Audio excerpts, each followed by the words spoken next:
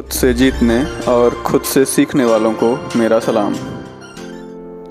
आप कितनी बार फेल हुए और निराशा से आपने हार मानी? कितनी बार फेलियर ने आपके सपनों को बर्बाद किया है? सिर्फ बार बार फेल होने से बचने के लिए थोड़ी उम्मीद के साथ कुछ बदला जा सकता है। अगर आप हार से सफलता तक का रास्ता तय करना चाहते हैं तो शुरुआत यहीं से होगी। हार असल में क्या है और इससे क्रिएटिव तरीके से कैसे निपटें जो आपको सफलता हासिल करने में मदद करेगी, तो आज इसे हम सीखेंगे अपनी इस नई बुक समरी के साथ।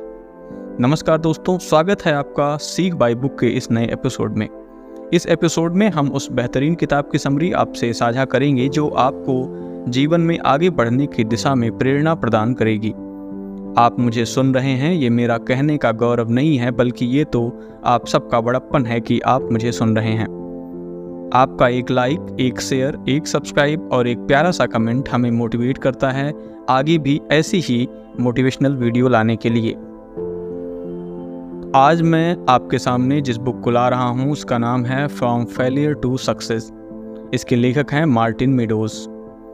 मार्टिन मीडोज की किताब फ्रॉम फेलियर टू सक्सेस हमें सिखाती है कि असफलताओं से कैसे सीखें, असफलताओं से पार कैसे पाया जाए और अल्टीमेट सफलता के लिए कैसे हमें तैयार होना चाहिए।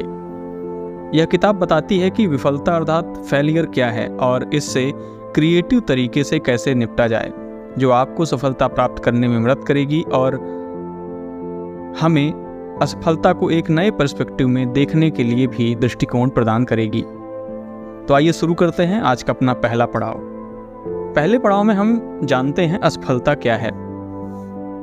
आपने ये तो सुना ही होगा कि फेल का फुल फॉर्म होता है फर्स्ट अटेम्प्ट इन लर्निंग, और इस किताब में मीडोज महोदय ने बताया कि फेलियर का सीधा मतलब यह है कि जब आप किसी घटना से कुछ सीखने में फेल होते हैं तो वह आपका फेलियर है। अगर आप लगातार अपने कंफर्ट जोन से बाहर निकलते हैं और नई चीज़ों को अपनाते हैं या उन्हें आजमाइश करते हैं उनकी, तो आप हमेशा कुछ नया सीखेंगे और यह आपको मजबूत बनाएगा और आपको अपने लॉन्ग टर्म गोल को हासिल करने में यह मदद भी करता है। तो सबसे पहले तो हमने देखा कि असफलता क्या है। अब हम ये सीखते हैं कि असफलता से हमें सीखना क्या है। तो जब भी हम फेल होते हैं तो हम गुस्सा करते हैं, हम निराश हो जाते हैं, डिस्करेजमेंट और सेल्फ गिल्ट से हम भर जाते हैं। इन सभी निगेटिव भावनाओं को प्रोसेस करने के बाद हमें यह सोचना चाहिए और उन आदतों और कार्यों की एक लिस्ट बनानी चाहिए जो हमें अपने मनचाहे सपने तक नहीं पहुंचने दे रहे हैं। यानी जिस गोल का, जिस लक्ष्य को प्राप्त करने के लिए हमने तय किया रास्ता कि हमें यह गोल प्राप्त करना है, लेकिन हम फेल हुए, तो हमें सबसे पहले तो एक लिस्ट बनानी है उन अपने कार्यों की, उन आदतों की जिन्होंने हमें सफलता के मार्ग में हमारे लिए बाधक का काम किया है उन्होंने। ठीक है, तो असफलता से हमें यही सीखना होगा। अब हम बात करें किताब के दूसरे पड़ाव की। किताब के दूसरे पड़ाव में लेखक ने सक्सेस फ्रेंडली माइंडसेट डेवलप करने और उसे मेंटेन करने के लिए कुछ नियम बताए हैं। उन नियमों को हम देखते हैं एक एक करके। तो सबसे पहला नियम लेखक ने बताया है, अपनी ज़िंदगी मुश्किल तरीके से जीनी चाहिए और लगातार अनसर्टेनिटी को अपनाना चाहिए। यहाँ पे लेखक ये कहना चाह रहे हैं कि फेल होना और अनकंफर्टेबल सिचुएशन से बचने के बजाय हमें उससे लड़ना होगा। कई बार आपने देखा होगा कि हम जिंदगी के कंफर्ट जोन में होते हैं, एक कंफर्ट कमरे में होते हैं जिससे हम बाहर निकलना पसंद नहीं करते। तो लेखक कहते हैं कि हमें इससे लड़ना होगा और अपने जीवन को मुश्किल तरीके से जीने का प्रयास करना होगा, जिससे हम जो हमारे अंदर एक फेलियर की मेंटलिटी है या फेलियर हम फील करते हैं, तो हमें सक्सेस फ्रेंडली माइंडसेट डेवलप किया जा सकेगा। ठीक है, दूसरे नियम की बात करते हैं। तो लेखक ने कहा कि अपने ईगो को मिडिल फिंगर दिखाइए। लेखक कहते हैं कि नया सीखने में शर्मिंदगी का डर नहीं होना चाहिए, बल्कि नया सीखने का भाव हमारे अंदर होना चाहिए। हम जब भी कुछ नया शुरू करते हैं, जैसे मैंने ही ये इतवारी शुरू किया, मैंने सीख बाय बुक शुरू की कि इसमें हम कुछ बुक्स की समरी आपके सामने पेश करेंगे। तो शुरू में मुझे भी यही लगा कि यार लोग क्या कहेंगे, मैं अच्छा प्रोनाउंस नहीं कर पा रहा हूँ, इंग्लिश के वर्ड अच्छा नहीं बोल पा रहा हूँ मैं, तो लोग मुझे क्या बोलेंगे, है ना, लोग मुझे जज करेंगे। लेकिन ये मेरी शर्मिंदगी थी, लेकिन मैंने इससे पार पाया और मैं क्या कर रहा हूँ, मैं आपके सामने कुछ बुक्स की समरी अपना बेस्ट में दे रहा हूँ और वहाँ पे हम अपनी शर्मिंदगी को बाहर कर रहे हैं। ठीक है, तो हमारे अंदर शर्मिंदगी का डर नहीं होना चाहिए, बल्कि हमारे अंदर सीखने का भाव होना चाहिए। अगले नियम की बात करें तो लेखक कहते हैं स्वयं को सफलता के योग्य मानिए। लेखक का कहना है कि अपने ताकत की एक लिस्ट बनाइए जो आपको सफलता की ओर अग्रेसित करती है। जैसे आप हार्ड वर्किंग हैं, आप फोकस अच्छा कर पाते हैं, आप में कुछ ऐसी क्वालिटीज़ हैं, जैसे आप डिज़ाइन अच्छी बना पाते हैं। तो जो भी आपकी क्वालिटीज़ हैं उनकी आप एक लिस्ट बनाइए, और ऐसे में आप स्वयं को अयोग्य मानना बंद कर देंगे। क्योंकि जब हम कोई चीज़ शुरू करते हैं तो पहले ही यदि किसी मित्र ने बताया कि भाई ये किया जा सकता है, तो पहले ही व्यक्ति बोलता, अरे नहीं मेरे से नहीं हो पाएगा, ये मैं नहीं कर पाऊँगा, मेरा इतना पोटेंशियल नहीं है। तो लेखक कह रहे हैं कि नहीं, आप सबसे पहले तो खुद को उस सफलता के योग्य मानिए। यदि आप कोई बिजनेस खड़ा करना चाह रहे हैं, यदि आप प्रतियोगी परीक्षाओं की तैयारी कर रहे हैं, आप IAS, IPS, SDM बनना चाह रहे हैं, तो आपको पहले वो फील करना पड़ेगा कि हाँ, मैं इस सफलता के काबिल हूँ, मैं वह योग्य व्यक्ति हूँ जिसके द्वारा इन सफलताओं को प्राप्त किया जा सकता है। ठीक है, तो तीसरा नियम ये था कि स्वयं को सफलता के योग्य मानना है। चौथे नियम या अगले नियम की हम बात करें तो लेखक बताते हैं कि हार या जीत की जिम्मेदारी स्वयं को लेनी होगी। लेखक बोलते हैं कि इससे आप उन बहानों से बचेंगे जिन्हें आप अपने फेलियर के लिए प्रयोग करते हैं, क्योंकि हमें हार से सीखना है और जीत की ओर आगे बढ़ना है। जब हम किसी चीज़ में फेल हो जाते हैं तो हमें यह ध्यान देना चाहिए कि किन बहानों के कारण हम फेल हुए। ठीक है, तो हार या जीत की जिम्मेदारी भी हमें स्वयं को लेनी होगी। जहाँ पे यदि हम हार जाते हैं तो हमें उन गलतियों की लिस्ट बनानी होगी और उन्हें समझना होगा किस तरीके से हमें इन्हें अलग करना है। और यदि जीत की बात करें तो हमें उस जीत से दूसरे को मोटिवेट करना है कि हाँ, ये स्टेप थे जिन्हें फॉलो करके हम इस सफलता को हमने प्राप्त किया है। अगले नियम की बात करें तो लेखक कहते हैं कि जो चाहते हैं या जो आपका ड्रीम है उसे पहचानिए। ठीक है, जो चाहते हैं या जो आपका ड्रीम है उसे पहचानिए। इसके अंतर्गत लेखक लिखते हैं कि अपने ड्रीम और गोल को क्लियर रखिए, उसे देखिए, उसे महसूस करिए और उसको अपने आप में उस स्थिति का अवलोकन करिए जब आप अपने गोल तक पहुंच गए हैं। लेखक कहना चाहते हैं कि यदि आप बहुत बड़े एंटरप्रेन्योर बनना चाहते हैं, एक बहुत बड़े बिजनेसमैन बनना चाहते हैं या एक IAS अधिकारी बनना चाहते हैं, तो आपको सबसे पहले फील करना पड़ेगा कि हाँ, मैं वो अधिकारी बन गया, हाँ, मैं एक बहुत बड़ा एंटरप्रेन्योर बन गया। तो जब आप उसको फील करेंगे तो आप उस लक्ष्य के प्रति, आप उस गोल के प्रति, अपने सपने के प्रति आप क्या होंगे, आप क्लियर होंगे कि हाँ, यही मेरा सपना है। तो लेखक कहते हैं कि आप जो चाहते हैं या जो आपका ड्रीम है उसे आपको पहचानना होगा और उसे जीना होगा। तो ये था हमारी किताब का दूसरा पड़ाव। तीसरे पड़ाव की बात करते हैं। तीसरे पड़ाव में लेखक ने फेलियर से निपटने की बातें बताई हैं कि फेलियर से कैसे निपटा जाए। सबसे पहले लेखक बताते हैं कि असफलता को स्वीकार करिए और उससे सीखिए, क्योंकि आपने पढ़ा ही होगा कि असफलता एक चुनौती है, इसे स्वीकार करो, क्या कमी रह गई देखो और सुधार करो। तो लेखक का भी कहना है कि जब हम असफल हो जाते हैं तो हमें सीखना है कि कौन सी गलतियां ऐसी थी, कौन से हमारे ऐसे मिस्टेक्स थे जहां पे हमने हार मान ली या जिनको हमने अपनाया और हम इस सफलता को प्राप्त नहीं कर सके। तो हमें उन पॉइंट्स की लिस्ट बनानी है और उनसे हमें सीखना है कि अगली बार जब हम प्रयास करें तो हमें इन चीज़ों से बच के रहना होगा। दूसरी बात करते हैं वो खुद को माफ़ करिए। लेखक बोलते हैं कि सेल्फ क्रिटिसिज्म को सेल्फ कंपैशन में बदलना चाहिए।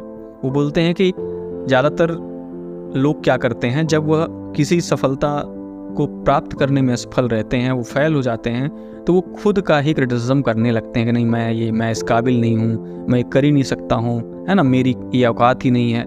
ऐसे बहुत सारे टर्म यूज करते हैं जिससे खुद को वो निगेटिव भावना में डाल देते हैं।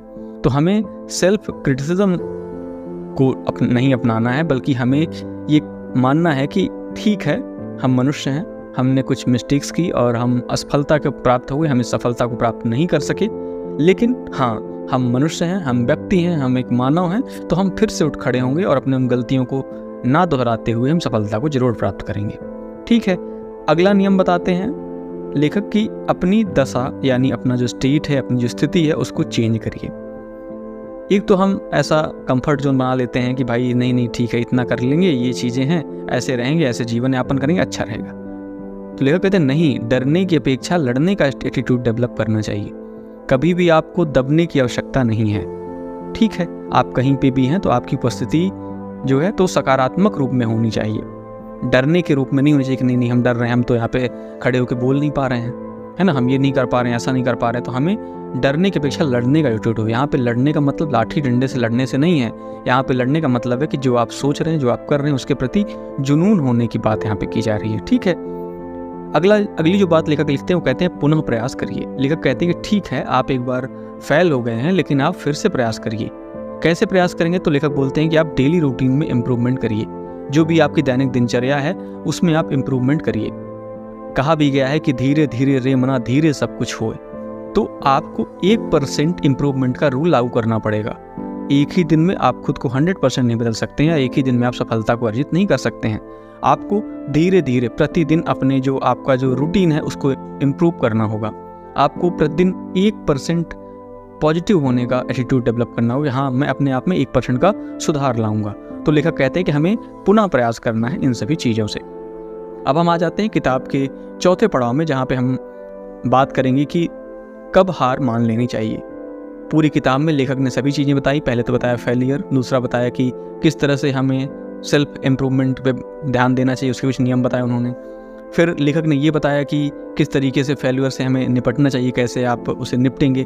और अब लेखक ये बता रहे हैं कि भाई कब हमें हार मान लेनी चाहिए। आप सोचेंगे कि कैसी किताब है या कैसे लेखक है जो ये भी बता रहे हैं कि हार कैसे कब मान लेनी है। तो सबसे बड़ी बात है, क्विट करना भी आपको आना चाहिए।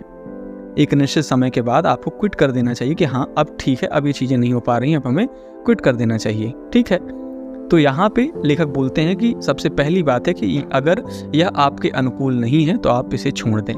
कोई भी काम आप कर रहे हैं, कोई भी आप उद्यमिता स्थापित करना चाह रहे हैं, आप बहुत बड़े एंटरप्रेन्योर बनना चाह रहे हैं, और यदि आपको लगता है कि नहीं आपका जो व्यक्तित्व है उसके अनुकूल यह उद्यमिता नहीं है, यह नौकरी नहीं है, या जॉब नहीं है, यह कोई परीक्षा ऐसी है जो नहीं है, तो आप उसको छोड़ दें, उसमें अपना समय जाया ना करें। दूसरी बात लेखक बताते हैं कि अगर आप अपने मनचाहे परफॉर्मेंस या अचीवमेंट के लेवल को हासिल नहीं कर पा रहे हैं तो भी आप इसे छोड़ दीजिए। ये तो आपको पता होना चाहिए ना कि यदि आप IAS बनना चाहते हैं, आप यदि UPSC क्लियर करना चाहते हैं, CA बनना चाहते हैं, नीट, IIT, JEE, जो भी जितनी चीज़ें होती हैं उन सभी को यदि आपको क्लियर करना है, आपको प्राप्त करना है, या कोई अपने सपने को पूरा करना है, तो निश्चित रूप से आपको क्या करना पड़ेगा, आपको परफॉर्मेंस देना पड़ेगा, बेस्ट परफॉर्मेंस देनी पड़ेगी, अपने समय का यूटिलाइजेशन करना पड़ेगा। क्यों? क्योंकि आप जो सोच रहे हैं उसके लिए मेहनत करनी है आप। ठीक है, तो हार्ड वर्क करना पड़ेगा, डिसिप्लिन में रहना पड़ेगा, मोटिवेशन बनाए रखना पड़ेगा। और यदि ये सभी चीज़ें आपसे नहीं हो पा रही हैं तो आप तुरंत वहाँ से उसे छोड़ दें और आप हार मान लें। ठीक है, तो ये बात हुई। तीसरी चीज़ लेखक बताते हैं, बोलते हैं कि यदि आप अपने टारगेट्स अचीव नहीं कर पा रहे हैं, डेली टारगेट आप अचीव नहीं कर पा रहे हैं, तो भी आप इसे छोड़ सकते हैं। और चौथी चीज़ बताते हैं कि यदि आप हार्ड वर्क कर रहे हैं, आप बहुत मेहनत कर रहे हैं, आपने पूरा डिसिप्लिन से सारी चीज़ों को आपने अपनाया है, आपने उसे फॉलो किया है, लेकिन उसके बाद भी यदि आप सफल नहीं हो पा रहे हैं, यदि आपका पॉजिटिव रिजल्ट नहीं हो पा रहा है, तब भी आपको वो चीज़ें छोड़ देनी चाहिए, यानी आपको हार मान लेनी चाहिए। तो इस तरह से हम 4 पड़ावों में हमने इस किताब की समरी को देखा कि क्या क्या लेखक बताना चाह रहे हैं। अब हम ये देखते हैं कि हम किताब से क्या सीख रहे हैं। किताब से हम क्या सीखते हैं कि असफलता को एक अंत के रूप में नहीं देखना चाहिए, बल्कि इसे एक मूल्यवान सीखने के अवसर के रूप में सीखना चाहिए। उन्होंने यह भी स्पष्ट किया है कि असफलता से कैसे उबरकर और उससे क्या सबक सीखकर लोग अपने लक्ष्यों को प्राप्त कर सकते हैं। लेखक लिखते हैं कि उन मानसिकता और दृष्टिकोण पर ध्यान केंद्रित करने की आवश्यकता है जो किसी भी व्यक्ति को असफलता से बाहर निकालने और सफलता की ओर आगे बढ़ने में मदद करते हैं। किताब का उद्देश्य पाठकों को यह सिखाना है कि असफलता को कैसे सकारात्मक तरीके से अपनाया जाए और इसे एक नई शुरुआत के रूप में देखा जाए। तो ये थी आज की किताब to failure, from failure to success की समरी। तो यहाँ पे मैंने अपना काम किया, मैंने प्रयास किया कि मैं आपको बेहतर और टू द पॉइंट समरी बता सकूं और कम समय में अधिक से अधिक चीज़ें आप तक साझा कर सकूं। अब यदि आपको ये वीडियो अच्छा लगा हो, हमारा प्रयास अच्छा लगा हो, तो आप इस वीडियो को लाइक, शेयर और सब्सक्राइब कर सकते हैं और एक प्यारा सा कमेंट भी हमें कर सकते हैं, जिससे हमें प्रेरणा मिलेगी ऐसे ही नई वीडियो लाने के लिए। तो चलिए, अच्छा है, हंसते रहिए, मुस्कुराते रहिए और नई किताबें पढ़ते रहिए। मिलते हैं हम एक नई बुक समरी के साथ अगले इतवार में। धन्यवाद।